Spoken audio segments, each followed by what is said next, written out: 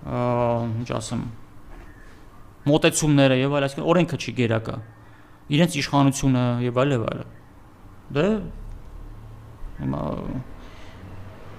այսպիսի մթնոլորտում ենք ապրում, որտեղ որ նման դեպքեր են տեղի ունենում։ Ես չեմ կարծում, որ եթե համայնքապետը ունենար ինչ-որ թշնամանք, ինչ-որ անձի հետ եւ այդ անձն է արել, ապա շատ դա արագ կարելի էր պարզել։ Այսինքն շրջանակը կարելի էր պարզել, ովքեր հնարավոր է դա արած լինեին, պարզեին ում հետ ինչ խնդիրներ է ունեցել, ինչ խնդիրներ եւ արագ կարելի էր գտնել։ Բայց ես հիմա չեմ ուզում իրավապահների գործառույթների մեջ մտնել, բայց այն ինչ որ կատարվել է, դա ինքնին արդեն նշանակում է, որ անվտանգության